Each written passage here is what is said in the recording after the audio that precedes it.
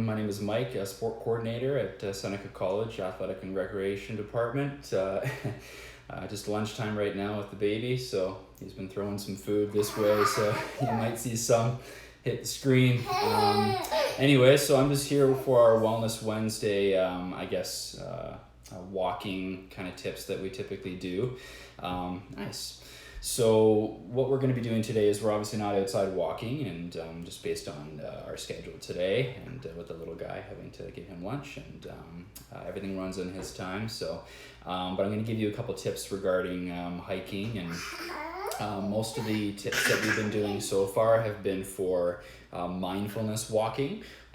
Just one second here, and how to actually fully immerse yourself into nature and enjoying the environment, and opening up your senses, and putting the phone down and just fully embrace nature, and especially now with being locked inside all day, and cabin fever and just going crazy. We need to get outside and breathe in that fresh air. So the last few weeks we covered kind of tips on how to stay focused in the zone as you're enjoying your walk and no distractions, and then also now if we can walk with someone else and maintaining physical distancing and stuff like that, and also give you some tips on how to find a trail near you, or a forest or anything like that outside the city or even in the city. Okay, but today we're going to be doing a quick little discussion on hiking essentials 101, which is just going to be basically what to bring and how to prepare, and when you are there, how to stay safe. Okay, so we'll make this nice and quick. So the first thing is to pack light. So even if you're going on a trek in the Swiss Alps or climbing Kilimanjaro, you don't want to pack too heavy, because that's going to add load, and you want to preserve your energy. So unless you're a professional climber and you're going, like I said, in the Himalayas or something crazy, it's not really necessary. So as long as you're efficient and you've packed properly, and you've fueled before and had a good snack or a good meal that would, carb load or something that would last a few hours, because typically a hike is a little longer and more vigorous than a stroll around the neighborhood, right? So pack light, like the essentials, water, maybe a couple snacks, stuff like that. Okay, so that's the first and foremost thing, because I myself have learned that the hard way, going for long hikes in pretty tough terrain with a heavy bag with tons of unnecessary supplies. Okay. The next thing is very important, and that's footwear and attire.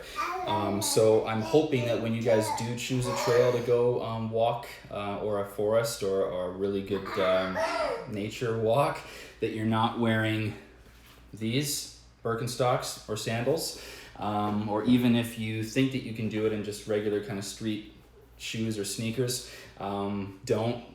What I would suggest is, if you're going to be making a habit of this, and you're going to be we're inside for a long time, and it's been a few months already, and if you want to make it a part of your regular physical activity, is to invest in a pair of hiking boots, or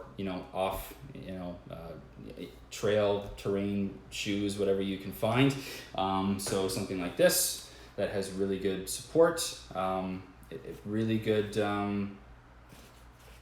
for anything really, ice. They're waterproof, stuff like that, and these won't run you any more than a nice pair of Nikes or whatever you're buying. Okay, so very, very important. Make a huge difference is your comfort, and also preventing injuries. You're gonna roll ankles. Remember, these are uneven surfaces you're walking on when you are going for a walk in a forest or a trail. You're gonna have tree roots sticking out, rocks that'll come out of nowhere, just little things that make it a lot different than walking around your neighborhood with a sidewalk. So perhaps regular shoes or sandals would be fine for that, but for a hike, you're definitely gonna want to invest in some proper footwear. Okay, definitely want to make sure that if it is going to be raining, or even a little bit of a breeze, is to have a really light jacket. So try to find something that, again, won't weigh a lot, to have it in your bag. It's a nice kind of really thin raincoat. And then also I would suggest your sunscreen and bug spray. So that's your essentials that you should have in your bag. Okay, so, and nothing more. All right.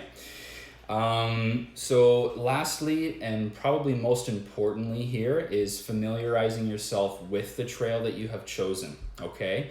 And we can't stress this enough for your safety, is to research the trail that you'd like to go to, pick out the route based on the level of difficulty and the distance of that route, and maybe take a screenshot. Usually if you go to alltrails.com, and you pick the distance that you want, the level of difficulty, advanced, beginner, whichever suits your level of fitness, is to highlight that route and take a screenshot of it on your phone. Because sometimes when you go out into the forest or the trail, you won't have phone service, no data, and your GPS won't locate you, and the map on your phone will not work. So if you can either get the old-fashioned map, like an actual map, or take a screenshot of the route on your phone, that would be ideal, so you can kind of get a sense of where you are location-wise, okay? And then another thing is, if you can, download a Compass app on your phone. So whether you have Android or Apple or whatever, there is a Compass app that you can download that doesn't require data. So I've tried it, and I've turned off my phone onto airplane mode, and it actually works. So that way you don't have to bring a separate compass, more weight to your backpack. Okay.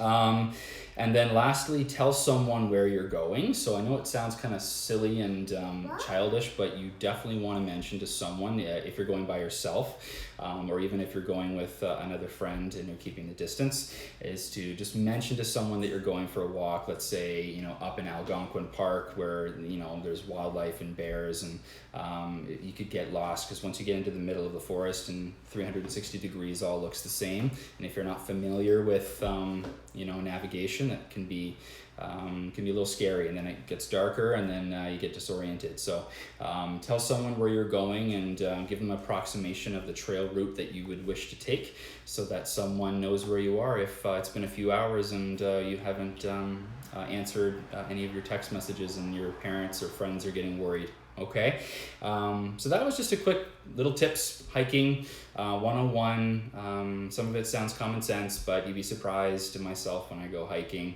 and I see someone again wearing something like this in a forest, walking over branches and rocks and rivers and stuff like that. So invest in a pair of hiking boots, or like a hybrid running shoe that is also for like trail running, at least something with stability, and that is like all-terrain shoe. Okay guys, so that was your quick hiking essentials 101 tips. All right, so thanks for joining me. I think we have another class at 3 o'clock with Maria, so go to senecasting.ca, and we'll see you next time.